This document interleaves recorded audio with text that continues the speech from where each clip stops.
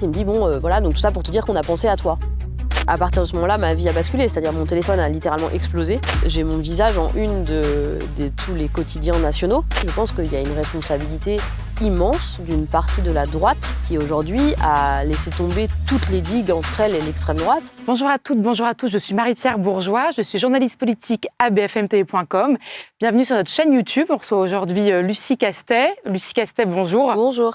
Lucie Castet, vous êtes passée de l'ombre à la lumière en quelques heures en juillet 2024 quand vous êtes devenue la candidate pour Matignon au nom du nouveau Front populaire. Depuis, vous êtes entrée en politique, vous êtes candidate au municipal à Paris en mars. On va en parler ensemble. On vous a beaucoup vu ces derniers mois, Lucie Castet, et en même temps, j'ai l'impression qu'on vous connaît finalement assez peu. Si vous deviez vous présenter en quelques mots, qui est Lucie Castet aujourd'hui ? Moi, c'est une bonne question. Je suis toujours la même. Je suis quelqu'un.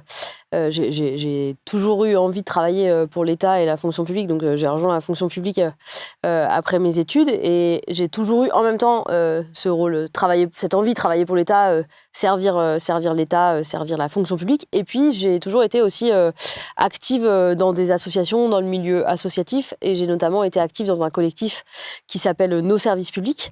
Et donc c'est un peu, disons, les plusieurs années de ma vie d'adulte. Le pitch professionnel. Exactement, professionnelle et militante.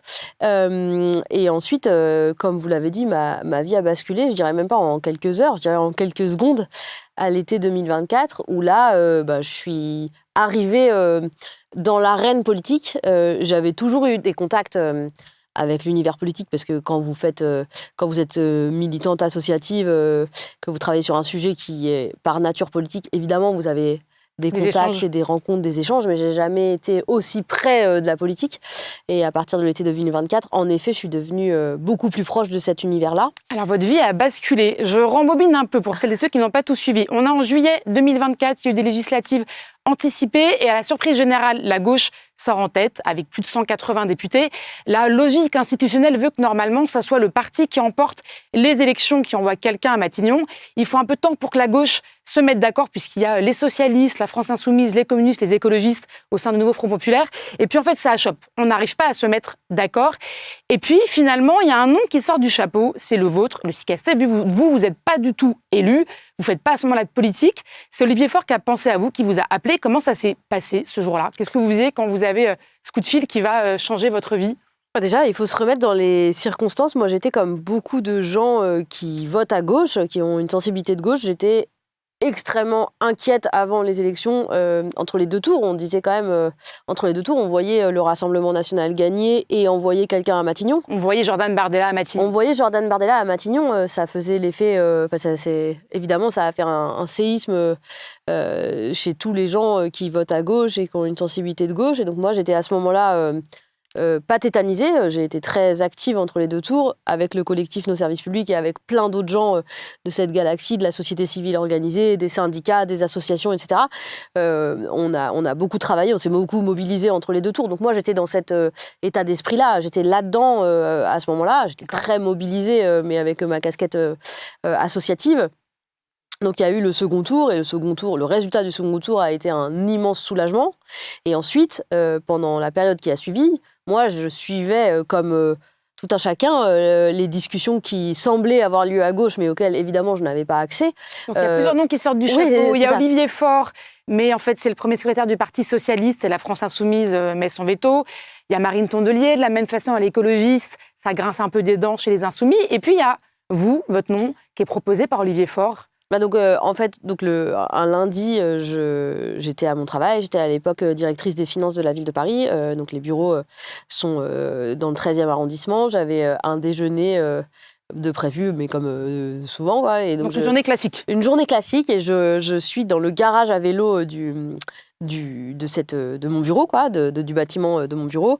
J'enfourche mon vélo pour partir à ce déjeuner, et là mon téléphone sonne et je sors mon téléphone de ma poche et je vois le nom d'Olivier Faure. Il se trouve que j'avais le numéro d'Olivier Faure dans mon téléphone, et donc son nom inscrit qui s'affiche, parce que un an plus tôt, dans un endroit qui s'appelle le Festival des Idées, qui est un endroit à la Charité-sur-Loire, c'est un rendez-vous annuel de la gauche et des intellectuels et des assos et des associations, des collectifs, etc., des syndicats pour discuter de fond. Et donc j'avais animé le débat de clôture un an plus tôt avec tous les leaders de la gauche. Donc j'avais dû les appeler un par un pour un peu leur raconter comment le débat allait se dérouler. Et tout. Donc il se trouve que c'est pour ça que j'avais tous leurs numéros dans mon téléphone. Et donc mon téléphone sonne, je le sors et je vois le nom d'Olivier Faure. Je m'arrête, je décroche. Vous n'avez aucune idée de la raison pour laquelle il vous appelle à ce moment-là? Aucune. J'ai aucune idée, d'autant plus que... Enfin, moi, à ce moment-là, je suis citoyenne engagée, je suis inquiète, je me demande quand ils vont enfin arriver à avoir un nom pour qu'on puisse avancer et qu'ils proposent quelqu'un. Et donc là, il commence à me dire, oui, je voulais juste... voilà, tu as vu la situation politique. Et donc, Olivier, c'est quelqu'un qui est très calme et qui... et voilà, il prend souvent son temps pour s'exprimer. Il prend son temps et donc il me raconte ça. Et donc moi, dans ma tête, je me dis, mais je sais tout ça... pourquoi tu m'appelles? Et donc au bout d'un moment, il me dit, bon, donc voilà, donc je voulais te consulter sur quelque chose. Donc moi, je me dis, mais sur quoi il peut bien vouloir m'en consulter? À ce moment-là, ça n'est toujours pas arrivé à mon esprit que c'est ça qu'il va me proposer. Et puis en fait, il me dit, bon, voilà, donc tout ça pour te dire qu'on a pensé à toi. Et là, moi, je lui dis, mais... Enfin, je sais plus exactement ce que je dis, mais je crois que j'ai dit quelque chose comme, mais vraiment, vous en êtes là et c'était pas un signe de dépréciation de moi-même. Enfin, je veux dire, mais c'est juste que je m'attendais pas du tout à ça et que c'était pas évident du tout que ça... Quand on vous propose ça, est-ce que, pardonnez-moi l'expression, est-ce que le ciel vous tombe un peu sur la tête? Est-ce que vous dites, oulala, mais pourquoi on a pensé à moi? Est-ce que je peux être à la hauteur pour un poste de cette envergure-là? Est-ce que je suis légitime? Bien sûr, on se pose toutes ces questions-là. En tout cas, moi, je me les suis posées. Et je pense que c'est sain de se les poser. Je pense que parfois, je pense qu'on devrait plus souvent se poser ce genre de questions quand on est aux responsabilités. Bien sûr, je me pose ces questions. À ce moment-là, je ne suis pas du tout élue. Je suis pas... voilà, je suis une simple militante et une citoyenne engagée, mais je me pose bien sûr ces questions-là. Sur le coup, immédiatement, je n'y crois pas vraiment. Et puis après, je me dis, bon, je me ressaisis très vite en me disant, mais qu'est-ce qui va se passer ensuite? Est-ce que vous pesez un peu quand même le pour et le contre? Parce que... J'ai pas le temps à ce moment-là. Et je lui dis, moi à ce moment-là, je crois encore qu'il y a plusieurs personnes qui sont en train de faire une liste. Et donc, en train de tester des noms un petit peu. Voilà, moi j'ai l'impression qu'ils me demandent l'autorisation de mettre mon nom sur une liste. Et donc je lui dis, écoute, laisse-moi quand même un peu y réfléchir. Je t'autorise à envisager mon nom avec les autres, mais laisse-moi y réfléchir et dis pas que je t'ai donné mon accord puisque je ne te le donne pas tout de suite. Et il m'a dit, ok, on fait comme ça marche. Et donc on se parle à la fête assez peu de temps. Hein. Vous en parlez à quelqu'un? Vous en parlez à votre J'en parle à des proches? Alors j'en parle à ma compagne. En fait, ce qui est très drôle, c'est que juste avant le moment où je prenais mon vélo, j'étais en train d'échanger des SMS avec ma compagne pour des trucs très pratiques de la vie courante. Et je lui dis, il y a Olivier Faure qui m'appelle. Et elle me répond un truc comme, il va te proposer d'être première ministre. Et donc moi, j'ai dû répondre genre, Et donc vraiment, c'était de l'ordre de la blague totale. Enfin, et donc, évidemment, elle lui en parle. J'en parle aussi à mon cousin dont je suis très proche et à quelques amis. Mais on se dit tous, bon, c'est quand même... peu crédible. Oui, surtout, on ne sait pas... dans moi, ce que je leur retranscris de cette histoire, je ne pense pas que qu'ils me le proposent à moi seulement à ce stade de l'histoire. Je sais qu'il y avait plein de noms qui ont été envisagés avant, mais à ce moment-là, moi, je crois encore qu'il y a plein de noms sur la table. Finalement, Olivier Faure propose votre nom, vous faites l'unanimité. Moi, la question que je me pose, c'est est-ce que vous avez fait l'unanimité parce qu'entre guillemets, vous n'aviez pas d'ambition présidentielle et que vous ne faisiez d'ombre à personne? Ah oui, je pense qu'il y a quelque chose de cet ordre-là. J'ai jamais été naïve sur ce pourquoi ils en arrivaient là, et je savais qu'ils ont achoppé sur plein de noms avant le mien. Je pense qu'en effet, le fait que je suis inconnue du grand public et surtout que je suis membre d'aucun parti est de nature à les rassurer et à se dire qu'il n'y a dès lors pas ce type de concurrence. Et c'est vrai, et je pense que en fait, c'est assez sain d'ailleurs, cette situation-là. Et puis ensuite s'ouvre une période complètement folle. Votre nom va fuiter dans la presse le lendemain, quelques heures avant qu'Emmanuel Macron parle et explique qu'il n'y aura pas de Premier ministre tout de suite qui veut attendre la fin des Jeux Olympiques. Quand votre nom sort dans la presse, qu'est-ce qui se passe? Est-ce que c'est votre téléphone qui vibre? Est-ce que c'est un push sur votre téléphone où vous voyez votre photo? Qu'est-ce qui se passe quand votre nom est un peu, pardonnez-moi l'expression, mais lâché dans l'arène? Je savais qu'il allait sortir juste avant 19h pour la prise de parole. Juste avant la prise de parole d'Emmanuel Macron. À ce moment-là, moi, je suis à l'hôtel de ville. Je finis un entretien en visio avec quelqu'un dans le cadre de mes fonctions. Moi, j'ai continué à travailler tous ces 2 jours-là parce que... Vous n'êtes pas arrêtée Non, je me suis pas arrêtée. Puis j'aime bien faire correctement mon travail. J'avais aucune raison d'arrêter de travailler. J'avais des réunions. J'ai tenu les réunions que j'avais à mon agenda. Et je suis dans un bureau en train de travailler. Et en fait, j'avais pas oublié que ça sortait à 19h, mais j'avais oublié qu'il était 19h. D'accord. Et je raccroche avec quelqu'un. Et là, je vois un push, en effet, sur mon écran avec ma tête qui s'affiche, quoi. Et là, effectivement, à partir de ce moment-là, ma vie a basculé. C'est-à-dire mon téléphone a littéralement explosé. Parce que ça n'arrêtait pas de vibrer? Ben oui, enfin, ouais, j'ai reçu... je pense qu'en fait, j'ai reçu aussi énormément de messages de gens qui m'étaient proches, qui n'étaient pas au courant. Et évidemment, j'avais pas eu le temps, l'occasion de prévenir les gens autour de moi que ça allait arriver. Il se passe quoi dans votre tête à ce moment-là, quand on sent que là, on bascule dans une autre dimension?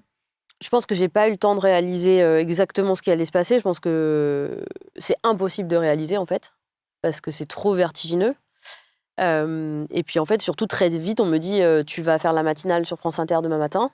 Et à ce moment-là, il est 19h, donc c'est... Alors, il y a une rumeur à ce moment-là d'une armée de communicants qui débarquerait chez vous Ouais, pour ce qu'on appelle en bon français vous média trainer. Donc, ça veut dire un peu vous expliquer comment ouais. on est censé s'exprimer sur un plateau de télévision. Vous faites France Inter, vous faites dans la foulée BFM TV.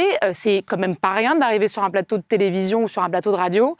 Comment est-ce qu'on se prépare en à peine une nuit pour cet exercice-là qui est quand même pas extrêmement naturel et voilà, qui n'est pas un exercice facile? Alors, déjà, il y a eu 0 communicant qui a débarqué chez moi. Les partis, en fait, je pense que les partis n'avaient pas pensé la minute d'après la révélation de mon nom. Je pense qu'ils étaient soulagés d'arriver On va se mettre d'accord, c'est déjà pas si Voilà, mal. et je pense que eux, c'est pas du tout péjoratif dans ma bouche de dire ça, hein. Eux, ils ont eu des semaines et des semaines et des semaines de discussions pour se mettre d'accord sur le programme, sur comment la stratégie électorale. Enfin, ça a été très lourd pour eux et très intense. Enfin, et je pense qu'il ne faut pas sous-estimer ce qu'ils ont réussi à faire en peu de temps, hein. La création du NFP et cette victoire électorale qui n'a pas été couronnée de succès ensuite, mais la victoire, elle était là.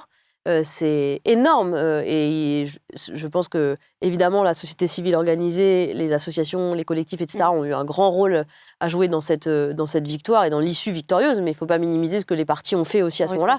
Et donc, je pense qu'à ce moment-là, eux, ils sont leurs militants, leurs cadres, etc. Ils sont très fatigués. C'est l'été. Voilà. Personne ne vous briefe sur comment ça va se passer Non, le lendemain. mais personne ne me briefe dans les partis. Mais en revanche, j'ai la chance d'avoir une petite équipe autour de moi qui se forme très vite. Autour notamment d'amis et de proches du collectif dans lequel j'étais impliquée, qui se forment autour de moi très vite.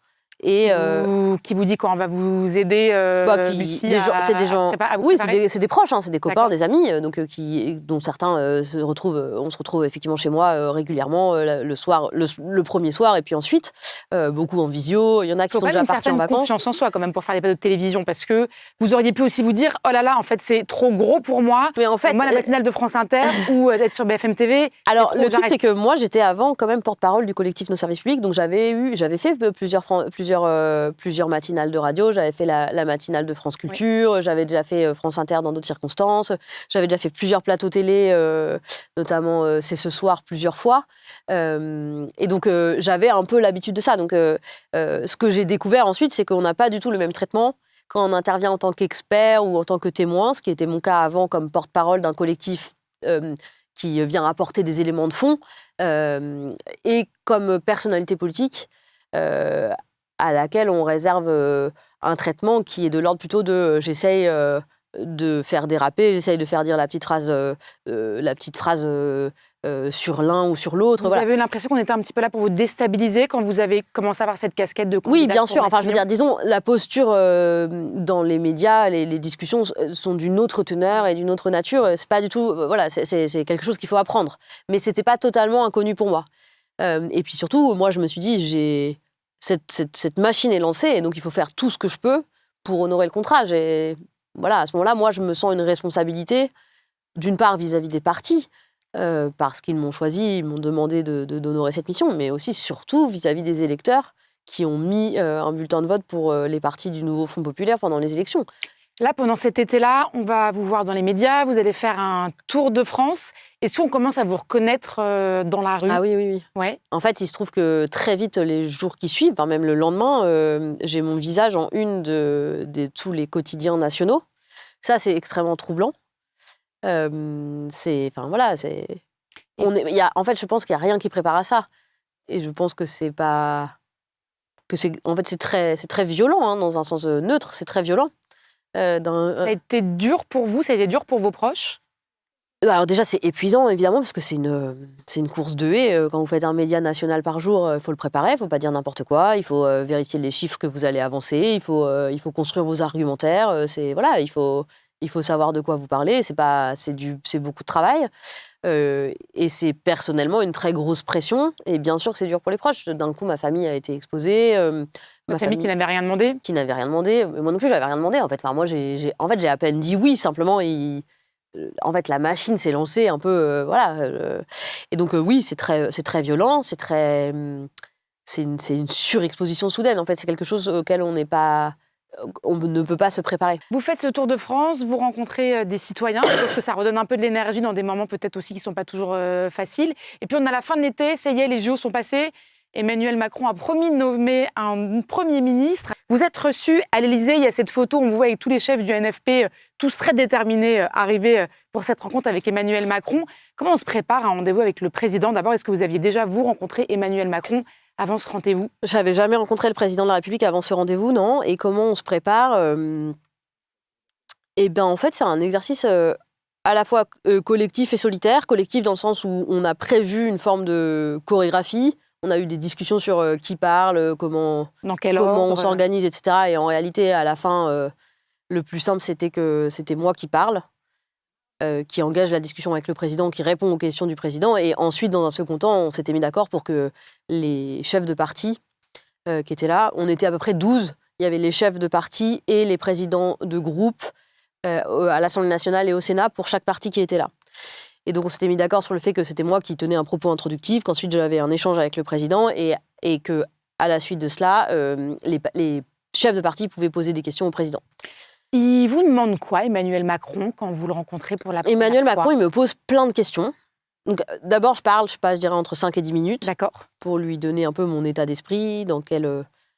Donc, vous redites à nouveau que vous êtes disponible pour Matignon. Voilà, on lui dit qu'on a gagné les élections, qu'on a bien conscience qu'on a une majorité relative et non une majorité absolue.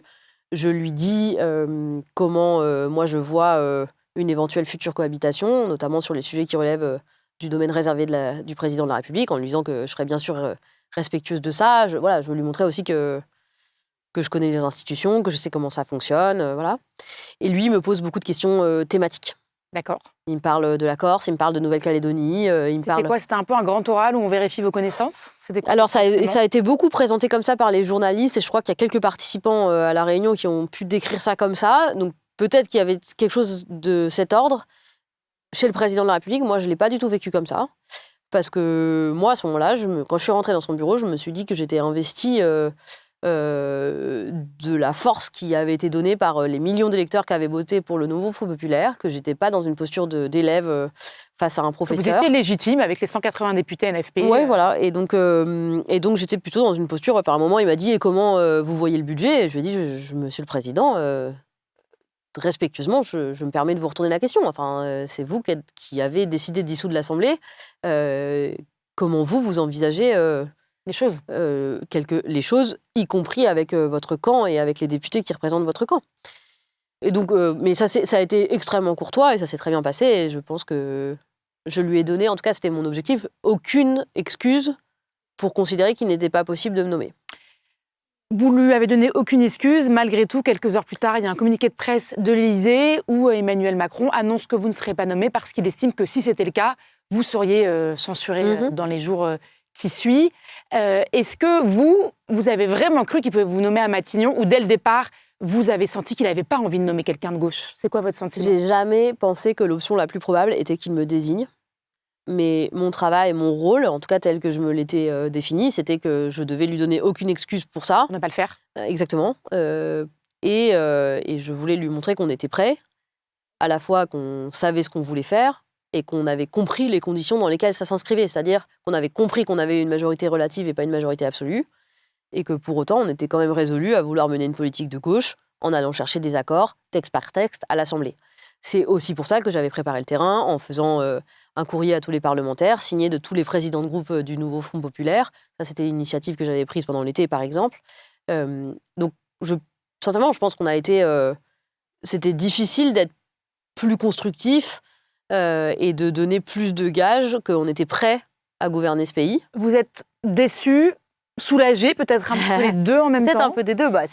Je suis déçue. Enfin, honnêtement, moi, je suis déçue pour la France parce que je pense que la gauche a beaucoup à offrir à la France et évidemment, sinon, je ne croirais pas en ces idées-là. Moi, sincèrement, j'ai une aspiration sincère à améliorer le sort de mes concitoyennes et mes concitoyens. Et donc, je pense que les mesures qu'on était prêts à proposer et à mettre en œuvre sont bonnes pour notre pays. Donc, évidemment, j'ai cette déception-là de ne pas pouvoir poursuivre dans cette voie-là. Et à titre personnel, bien sûr qu'il y a une forme de soulagement parce que c'est une période très difficile, très intense, dans laquelle ma famille est très exposée et mise à rude épreuve. Et puis je sais par ailleurs, et on l'a vu ensuite, que c'est un exercice extrêmement périlleux d'être Premier ministre, Première ministre en l'espèce, dans un espace où il n'y a pas de majorité absolue. C'est très difficile de gouverner un pays dans ces conditions et on l'a vu ces derniers mois.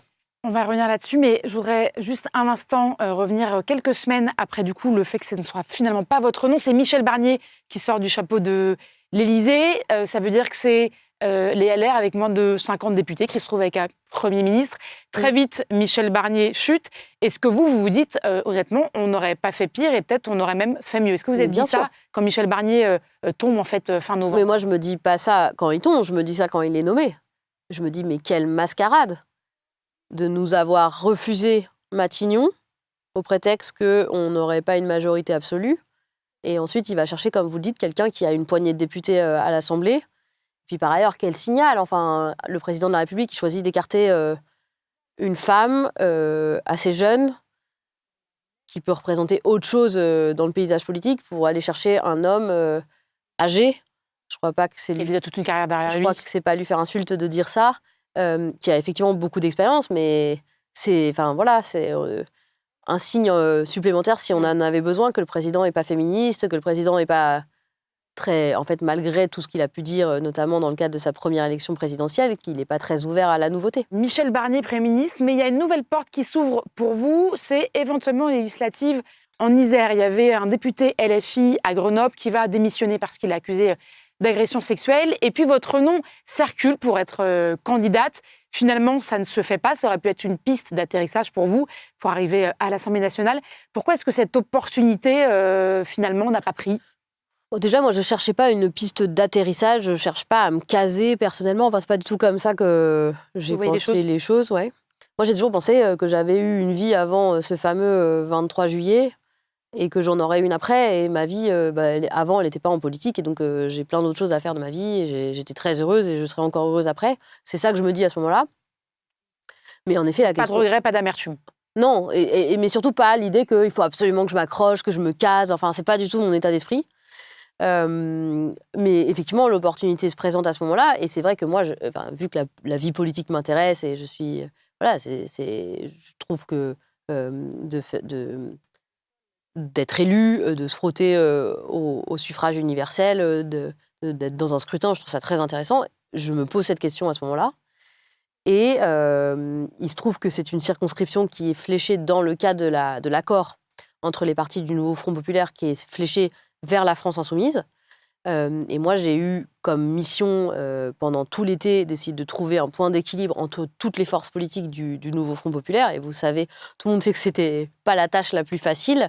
J'ai pas voulu, moi, siéger avec les Insoumis parce que je considérais que les Insoumis étaient... Et du coup, les Insoumis vous disent, ça pourrait être vous pouvez être candidate, mais en échange, il faut que vous ayez l'étiquette LFI. Ouais, exactement. Et qu'à l'Assemblée, vous siégez dans notre groupe. Eux, ils m'offrent la possibilité d'être la candidate de la gauche dans cette circonscription. Mais ils considèrent que le fait de siéger avec eux à l'Assemblée n'est pas négociable. Et moi, je leur dis à ce moment-là que ça ne me semble pas possible de siéger avec eux, parce que ça ne me semble pas possible de siéger dans un des groupes polaires de cet espace politique qu'est le Nouveau Front Populaire.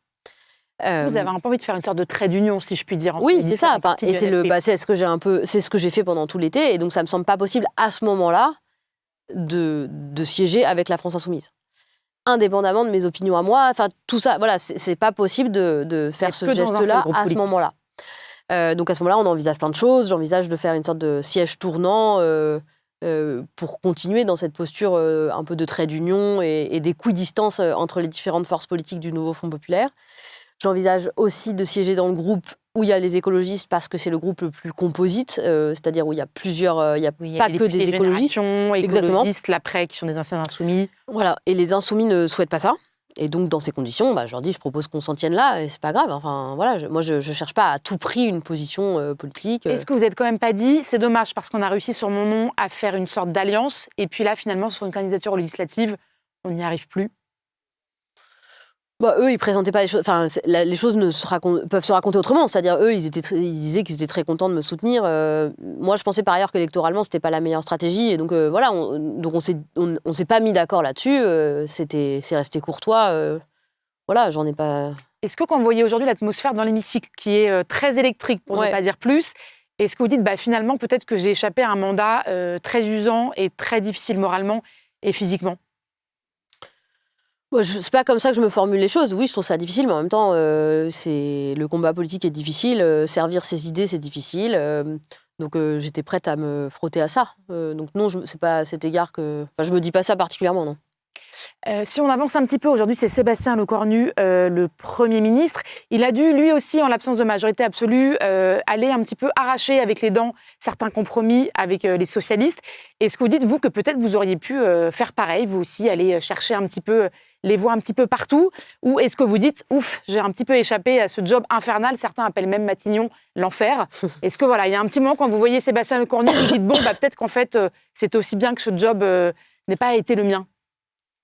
Non, je me dis pas que c'est bien parce que, encore une fois, moi, je pense à mon pays et moi, je pense qu'on aurait fait passer des mesures qui sont plus utiles et plus nécessaires à nos concitoyens que ce qu'est en train de faire Sébastien Lecornu. Moi, je trouve que le projet de budget qu'il a, c'est pas du tout le projet de budget que j'aurais porté et donc j'aurais fait les choses différemment. Bien sûr, j'aurais été chercher des compromis, mais sur la base de ce que je pensais être le mieux pour la France.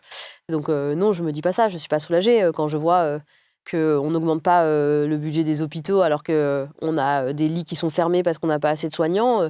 Quand je vois qu'il n'y a pas assez de profs devant les élèves tous les jours dans les écoles, non, je ne peux pas me dire que je suis heureuse de ne pas avoir fait ça, puisque j'aurais fait les choses autrement. Ou en tout cas, j'aurais essayé. J'ai pleinement conscience de l'ampleur de la tâche et que ce n'était pas facile, mais je ne serais en tout cas pas partie du même document initial.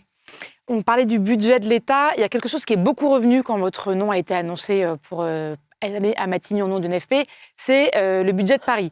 Vous, à l'époque du NFP, pendant l'été, vous êtes directrice des finances et des achats de la ville de Paris. Le budget parisien, c'est énorme, c'est 11 milliards. En face de ce budget, il y a aussi une dette qui est importante, qui est de 9 milliards. Et beaucoup de gens, notamment à droite, disent, vous avez envie de vous occuper du budget de la France, mais dans la ville que vous dirigez, l'endettement est très important. Qu'est-ce que vous répondez à ceux qui disent que ce profil-là n'est pas forcément de bon augure pour aller sur des sujets budgétaires?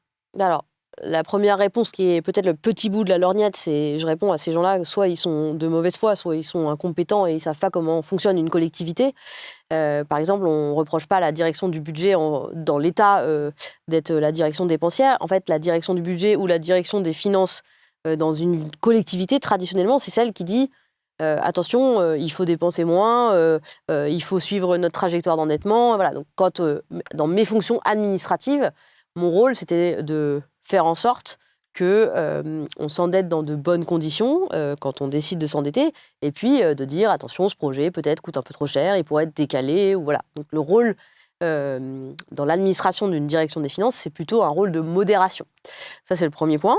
Et puis le second point, qui n'est pas le petit bout de la lorgnette, mais qui est le point le plus important à mon sens, c'est que la politique budgétaire de la ville de Paris, elle a consisté à s'endetter pour investir dans l'avenir. Et d'ailleurs, les collectivités ont une règle qui est qu'elles ne peuvent s'endetter que pour financer de l'investissement et pas pour financer leur train de vie quotidien, c'est-à-dire leurs dépenses de fonctionnement. Et donc, en réalité... s'endetter pour payer le traitement des fonctionnaires, Exactement. Ou les fluides, c'est-à-dire vos factures d'électricité, par exemple. Elles financent de l'investissement. Et ça, c'est très important. L'investissement, c'est l'avenir de nos enfants. Quand on construit une école, quand on construit des pistes cyclables, eh bien, évidemment, on s'endette parce qu'on n'est pas en mesure de payer tout l'année où on le construit. Et c'est de bonne politique de s'endetter pour construire quelque chose qui va durer des décennies. C'est normal et c'est de bonne politique. Donc, je n'ai aucun problème avec ça. En fait, ceux qui sont contre l'investissement, c'est ceux qui sont contre les services publics. Donc, j'ai aucun problème à assumer ça. Mais en réalité, c'est pas en tant que directrice des finances que je l'assume. C'est en tant que personnalité de gauche, parce que la directrice des finances, elle fait en sorte... quand elle a un projet politique qui aboutisse. Oui, et elle répond aux instructions de l'exécutif parisien. Elle le fait avec loyauté dans la direction politique qu'on lui demande d'appliquer, et c'est normal. Vous êtes sortie du bois, vous allez être candidate au municipal à Paris sur la liste d'Emmanuelle Grégoire, donc qui est ancienne adjointe d'Anne Hidalgo et qui est aujourd'hui députée socialiste. Je trouve ça intéressant que vous alliez sur cette liste parce qu'on le disait, vous êtes considérée comme un trait d'union. Puis finalement, là, c'est chez les socialistes que vous vous engagez. Alors, je précise que c'est une liste socialiste avec des communistes et des écologistes, mais sans la France insoumise qui présente sa propre candidature avec Sophia Chikirou.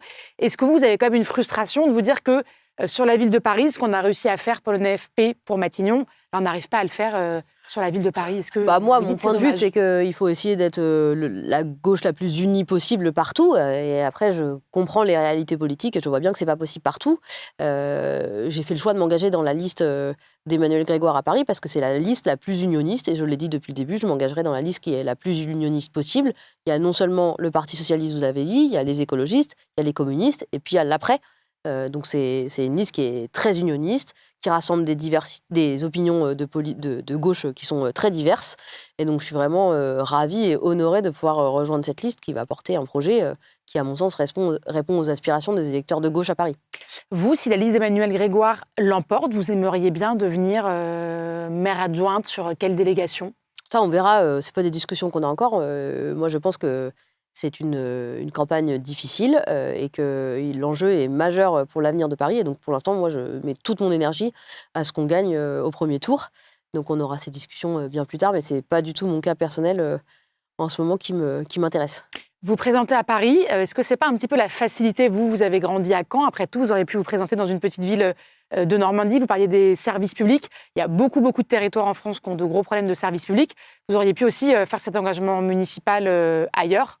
Oui, mais je trouve ça vraiment important de s'engager pour un engagement municipal, de s'engager là où on vit. Moi, aujourd'hui, j'habite à Paris. J'ai un enfant qui est dans une crèche municipale, un enfant qui est à l'école maternelle. Je suis une utilisatrice heureuse des services publics tous les jours à Paris. Je trouve ça important de s'engager là où on habite. Quelques semaines après votre candidature annoncée pour Matignon, il y a une couverture de Paris Match et le titre, c'est « Ce que j'ai envie de vous dire ». Et dans cette couverture, là, vous me parlez de vos enfants et vous parlez notamment dans cet article de votre couple avec une femme. C'est très très rare des coming out en politique chez les femmes. Il y en a eu quelques-uns. Le dernier, c'est Sarah El Haïry, qui à l'époque était ministre déléguée à l'enfance. Est-ce que c'est une évidence pour vous de parler de votre famille, de votre compagne? À l'époque, vous avez un fils, vous en avez deux aujourd'hui. C'est une évidence où vous dites, bon, c'est pas évident. On en parlait, je vais exposer ma famille qui n'a rien demandé. Comment vous sentez les choses? Est-ce que vous dites, c'est aussi ma vie privée, j'ai peut-être droit de garder ce jardin secret? C'est pas du tout évident. Il y a un peu deux vagues contradictoires en moi à ce moment-là. La première, c'est évidemment que j'ai envie de protéger ma famille, de protéger mes enfants, enfin mon enfant, puisqu'à l'époque j'ai un enfant, un fils. Et l'autre vague qui va dans l'autre sens, c'est que je pense qu'il faut surtout pas se cacher. Et que je trouve que c'est très important, et j'ai vécu moi-même ça, d'avoir des points de référence, des modèles, l'existence de personnes publiques qui vous montrent qu'on peut être très heureux et on peut faire de la politique, on peut faire plein d'autres choses dans la vie et des choses super quand on est homosexuel. Et donc, j'ai cette vague de contradictions. Voilà, je suis pas quelqu'un qui est trop du genre à exposer sa vie privée et tout, mais en revanche, je pense que c'est très important et que c'est très politique de pouvoir dire, bah oui, je suis en couple avec une femme et ça ne pose aucun problème. Et puis ensuite, il y a eu une contrainte très matérielle, en fait, c'est que dès que mon nom est sorti, plein de journalistes ont commencé à enquêter sur ma vie. Et un soir, il y a mon meilleur ami qui m'appelle, mon meilleur ami qui est prof de bio dans un lycée de banlieue parisienne, et qui m'appelle et il me dit j'ai une journaliste qui vient de m'appeler et qui m'a demandé si c'était toi qui avais porté ton enfant. Waouh, qu'est-ce qu'on se dit quand on entend ça? Et là, lui, il me dit, en plus, lui, il n'est pas du tout dans ce monde-là, et comme moi, je n'étais pas avant, et donc il me dit, j'ai pas répondu, j'espère que j'ai bien fait. Je lui dis, oui, c'est super, merci. Et en fait, à ce moment-là, je me dis, il faut que je le dise dans mes mots, parce que ça va sortir, et j'ai pas envie qu'on me prenne ça, et qu'on le dise dans des mots que je maîtrise pas. Et donc, on a eu une discussion avec ma compagne, et je lui ai dit, voilà, et il se trouve que un journaliste de Paris Match avait demandé s'il pouvait nous suivre dans le déplacement à Duralex. On a visité l'usine. Et donc, à ce moment-là, on lui a dit qu'on allait dire ça en une phrase pour que ça soit dit sans aucune fioriture. Enfin, on n'en a pas fait toute une histoire. C'est une phrase dans un portrait de 2 ou 3 pages. Hein. Ça vous a étonné que ça fasse encore l'événement en France? Complètement. Ça en m'a 2024? beaucoup. Ouais, ça m'a beaucoup étonné parce que donc moi, quand on lit l'article, c'est une phrase et j'ai été furieuse en fait du titre parce que le titre, je crois que c'était je veux dire qui je suis, alors que c'était pas. Et puis il y avait, je crois, un sous-titre sur ça et donc moi, je pensais pas du tout que le portrait allait être axé là-dessus. Enfin, que le titre allait être axé là-dessus. Moi, à ce moment-là, je découvre encore la magie des titres de presse et tout ça. Donc, et ensuite, surtout, ce que j'ai trouvé incroyable, c'est tous les articles qui ont suivi, qui ont titré Lucie Casté fait son coming out, alors que c'était pas l'objet de l'article. Simplement, moi, je voulais pas me cacher et je voulais le dire en mes mots, mais assez sobrement, quoi. Et donc, ça m'a complètement... Enfin, ça m'a échappé et ça a pris une ampleur que j'ignorais. Ça a été violent pour vos proches, pour vous? Pour votre femme, pour vos enfants?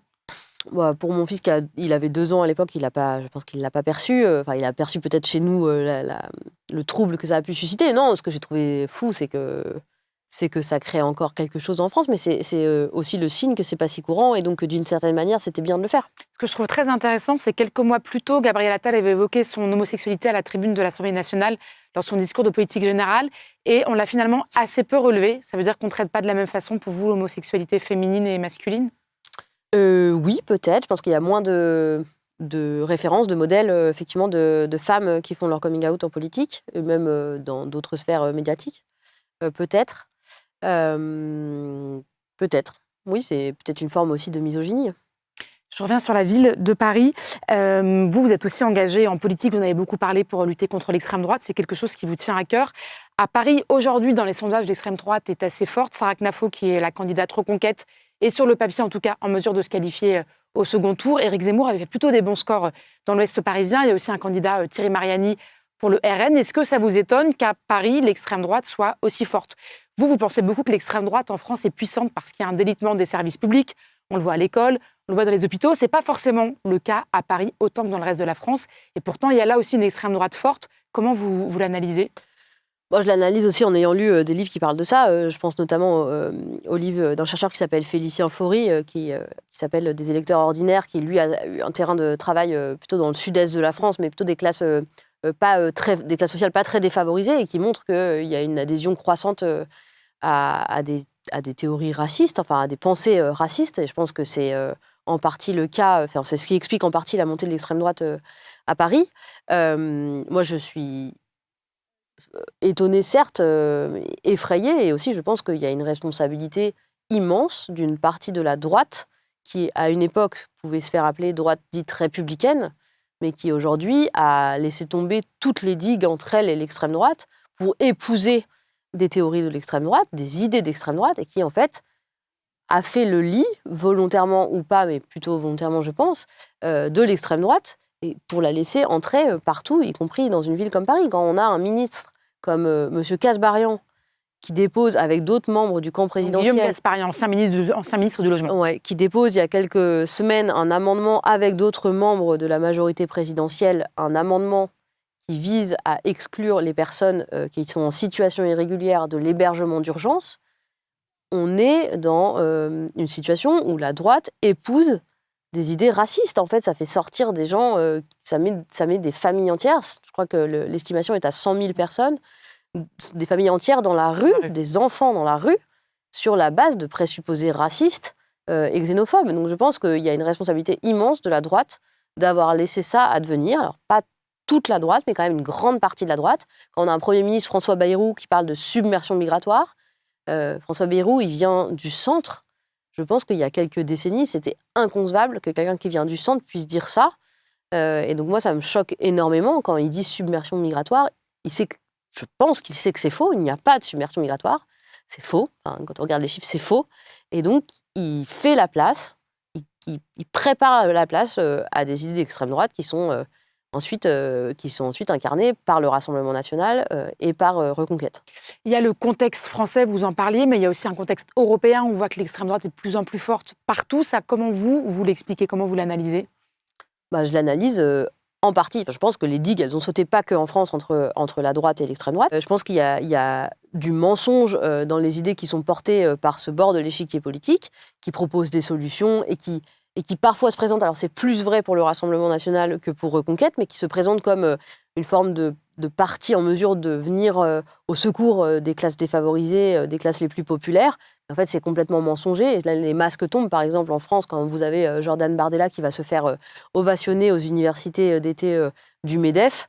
Les masques tombent. On se rend compte qu'en fait, le Rassemblement national n'est pas un parti qui va venir aider les classes populaires. Le Rassemblement national s'oppose à toute augmentation d'impôts pour les ultra-riches en France. Donc, on commence à percevoir que c'est un parti au service, non pas des classes populaires, mais des personnes les plus riches et des entreprises les plus importantes. Mais effectivement, les digues commencent à sauter. Enfin, commencent pas d'ailleurs, les digues ont sauté depuis un bon moment. Évidemment, il y a les États-Unis, il y a aussi Milei en Argentine, il y a aussi Orban en Hongrie. C'est une vague à laquelle il faut résister et c'est en grande partie lié à des enjeux de désinformation.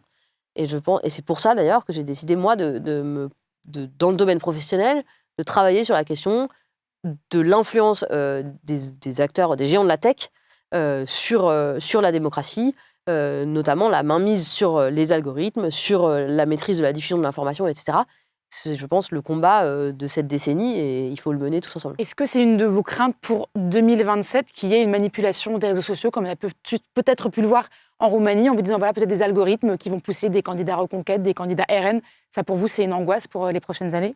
Bah oui, c'est une angoisse immense, mais pas que pour 2027. On a vu que déjà, il y avait eu des tentatives et des ingérences étrangères pour pousser des idées d'extrême droite. On l'a vu en France dans les années passées. Donc évidemment, c'est une menace, c'est pas une menace hypothétique, c'est une menace qui est là et c'est un enjeu immense. Il faut réguler les géants de la tech et il faut empêcher ces ingérences, à la fois des ingérences extérieures. On sait qu'il y a eu des ingérences russes notamment, mais on sait d'ailleurs qu'il y a une porosité très forte entre ce que la Russie, les intérêts de la Russie et les intérêts de l'extrême droite en France. Donc bien sûr, c'est une menace immédiate et ça appelle une régulation beaucoup plus forte à l'échelle non seulement nationale mais aussi européenne.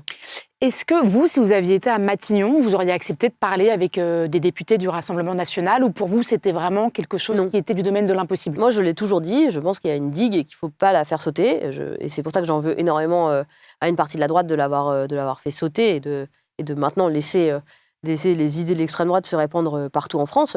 J'ai toujours dit que je travaillais avec tout le monde, mais pas avec l'extrême droite. Est-ce que vous pensez que quand on est Première ministre, on peut accepter, par exemple, de ne pas parler avec son homologue italienne, Giorgia Meloni? Est-ce que pour vous, ça vous semble quelque chose de vraiment réaliste? Mais c'est pas pareil. Là, je parle de la manière dont on discute à l'Assemblée nationale d'aller chercher des compromis.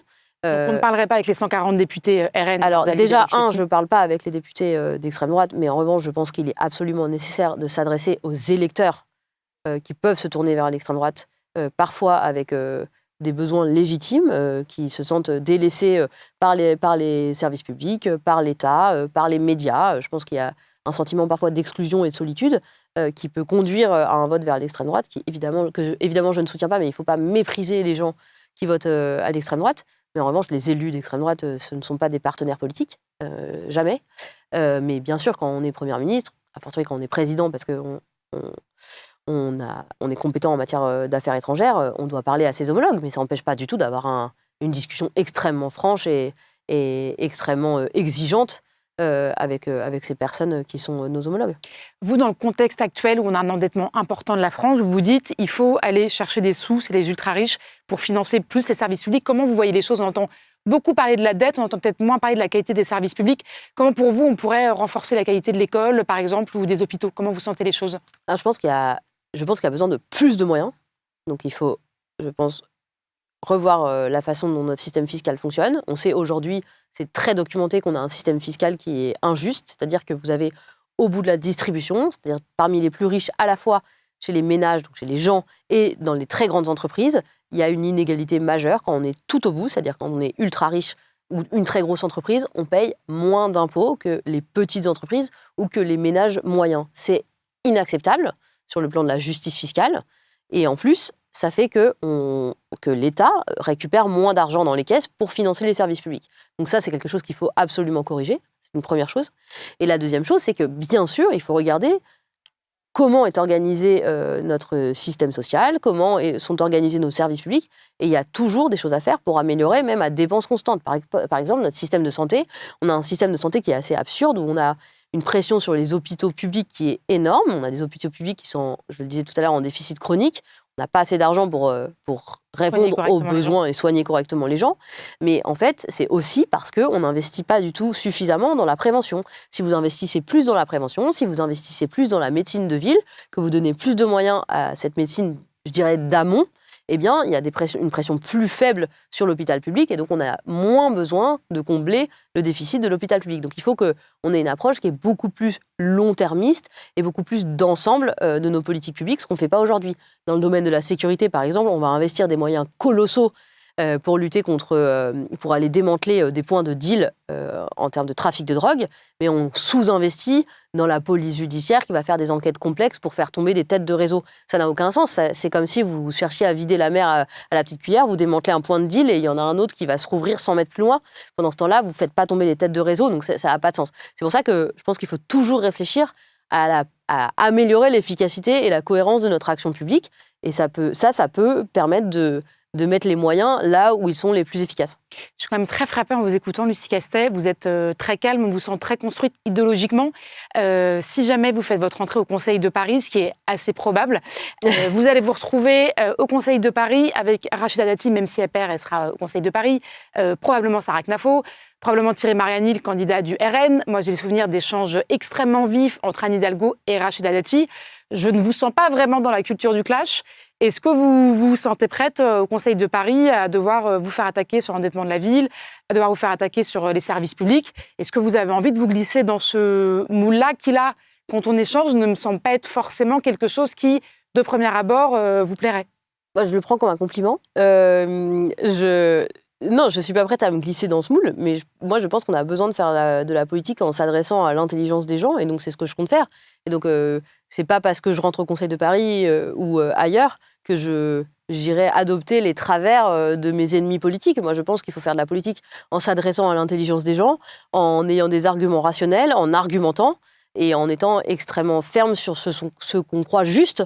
Et donc, c'est ce que je ferai si j'entre au Conseil de Paris, si j'ai cet honneur et cette chance-là. Donc, ça ne m'empêchera pas d'être ferme sur les idées, mais je ne serai pas dans l'invective gratuite ou dans l'attaque personnelle.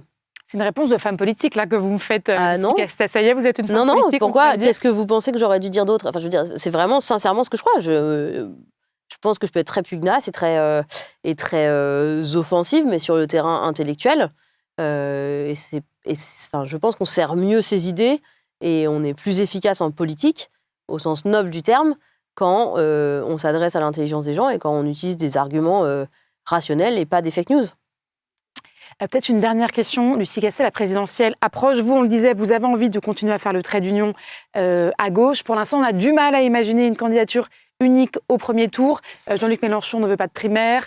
Raphaël Glucksmann non plus. Olivier Faure et Marine Tondelier sont plutôt partants. Ils m'ont expliqué qu'ils ne la feraient pas s'il n'y avait que deux sur la ligne de départ. Est-ce que ça pourrait pas être vous, le trait d'union, après tout, Lucie Castet? Ça peut pas être moi, puisque je me suis portée d'une certaine manière garante et volontaire pour construire ce projet de procédure de désignation d'une candidature commune à l'ensemble de la gauche, ou en tout cas au spectre entre Mélenchon et Glucksmann, et en fonction des gens à qui vous vous adressez. On peut pas être arbitre et exactement. En même On temps. Peut pas être joueur et arbitre, sauf Emmanuel Macron a essayé de le faire et ça a pas trop marché. Ça ne marche pas trop, à mon sens. Donc non, c'est pas possible. Il faut que je sois dans une posture de tiers de confiance. C'est ce que j'essaie de faire. Mais vous disiez, on n'y croit pas trop et tout ça. En fait, ça peut pas être simple. Ce sont des appareils politiques qu'on essaie de mettre ensemble. En fait, c'est un parcours. C'est quelque chose qui se construit. C'est une démarche, c'est une dynamique à lancer. Moi, j'espère que ça va marcher. Peut-être que ça marchera pas. J'y mets mes tripes et mon cœur. Vous y croyez? Moi, j'y crois, oui, j'y crois. En fait, la question, c'est pas une question de croyance, c'est une question de nécessité. Moi, je pense que s'il y a plusieurs candidats à gauche sur la ligne de départ, que plus il y aura de candidats à gauche sur la ligne de départ au présidentiel, plus le risque d'avoir la droite et l'extrême droite qui s'allient de fait au pouvoir. Et ça, je ne peux pas le supporter, je ne peux pas l'accepter. Et donc, je fais tout ce qui est en mon pouvoir, à ma position, à moi, pour faire en sorte que ça n'arrive pas. Et je crois que c'est l'option la plus constructive pour éviter ça. Et donc, c'est pour ça que j'y mets toutes mes forces. Comment on se détend quand on est Lucie Castet, qu'on essaie de faire l'union à gauche, ce qui n'est pas gagné, qu'on se retrouve prochainement, probablement, au Conseil de Paris, qu'on a une vie familiale bien occupée? Comment est-ce qu'on débranche? Comment est-ce qu'on se trouve un petit grain de folie, un espace de respiration dans un monde politique qui est quand même assez dur? Bon, déjà, moi, j'ai gardé tous mes amis, mes copains, tout mon monde, il est resté avec moi. Donc, on se détend comme ça en voyant ses amis. J'essaye de continuer à faire du sport. Donc, je me détends. Moi, j'ai toujours fait beaucoup de sport dans ma vie. Donc, J'entendais que vous étiez fan de foot.